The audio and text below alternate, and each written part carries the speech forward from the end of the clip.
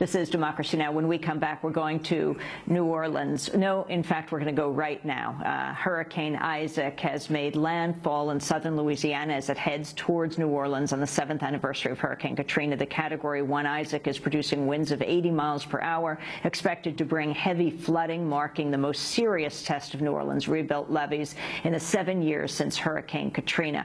We're joined right now by Manuel Roig-Franzia, who we had on the show, interestingly, talking about his book on Marco Rubio. But he is in New Orleans for the Washington Post, covering New Orleans. He was there 7 years ago as well. Talk about, Manuel, what is happening right now. The people evacuating, are levees being topped?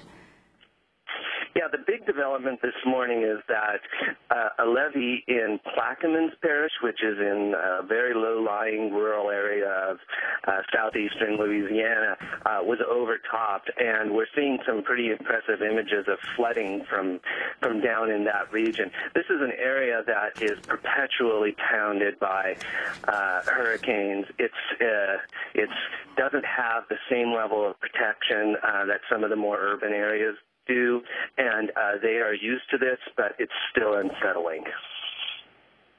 And Manuel, how many people now are without power?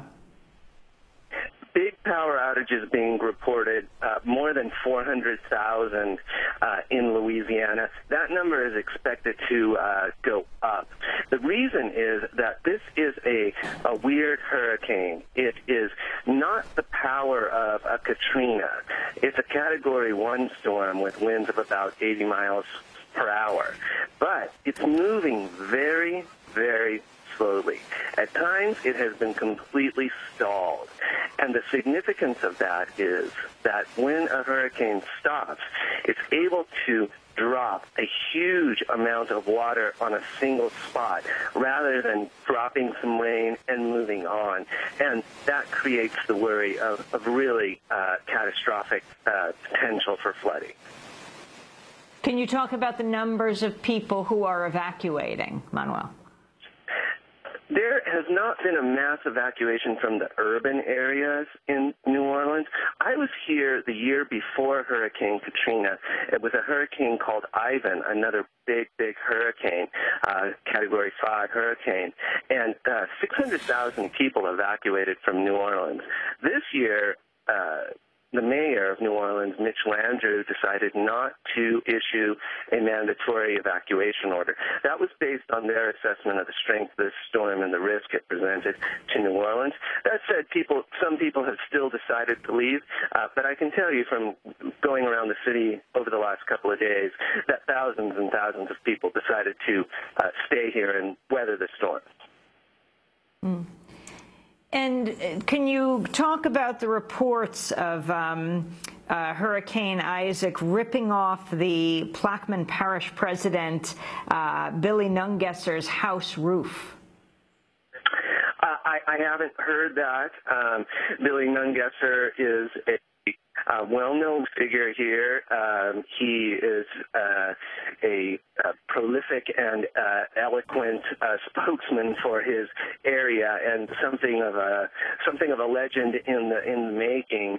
A very passionate advocate for his region, and if in is correct that his roof was ripped off by this, I'm sure we'll hear about it in great detail, and in some ways it would become, if that report is true, a symbolic image of the severity of this storm. Manuel, because of the effects of Katrina, even a weaker storm is strong enough to batter the coast and threaten flood barriers. Is that right? I broke up just a little bit there. If you could repeat that question. I'm saying that because it's been 7 years since Hurricane Katrina and the damage that was done as a result of that hurricane, the city is still very vulnerable, and even a weaker storm could cause a great deal of damage. I think that contention would be debated by some. The reason is that the federal government has allocated $14.5 million billion, $14.5 billion with a B dollars, for levee improvements, flood protection systems. They've set up a very intricate, vast, and complicated system of pumps and floodgates, most of which is in place now. And these are impressive structures. You walk up to one of these levees and they soar into the sky. The Army Corps of Engineers says that it has the world's largest drainage pumping station, the largest in the world here. And this storm, particularly because of the amount of water that it is expected to dump, will be the first real test of this new system that we have in place. And if it doesn't perform well, you can be certain that you will hear the howls, not just from New Orleans, but from all other parts of this country. It's a very, very public test of this very expensive system. Final comments, Manuel, before you leave, for what people are preparing for the topping over of the levee in Plaquemine Parish, and what you feel needs the kind of aid that the people of the region need. Well, there's no doubt that in Plaquemines, if you want to talk about a place on earth where people aren't going to wait around for the federal government or anyone else to take care of them, it would be Plaquemines Parish.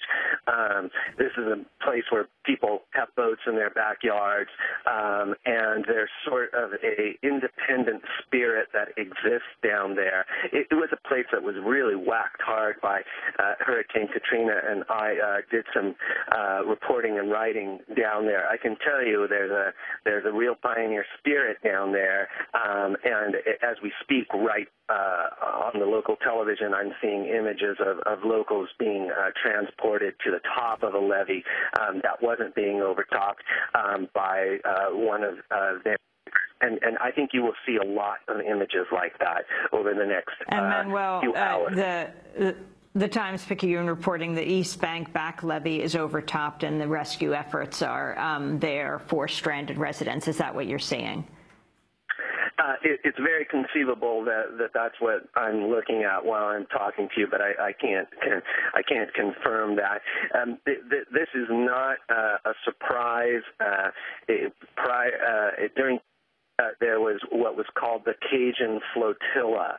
This was people from the Cajun parishes of Louisiana who came rushing down to New Orleans, with their pickup trucks, hauling boats on their own, not waiting for anybody to give them permission or to organize them, and simply launching into the lakes that had formed inside the city and conducting their own rescues at a time when many of the official authorities were still trying to figure out a game plan. It was a pretty extraordinary thing to watch happen, and given the profile of the folks down here, I don't expect them to wait for anybody's permission to go get somebody off of their roof or out of their attic.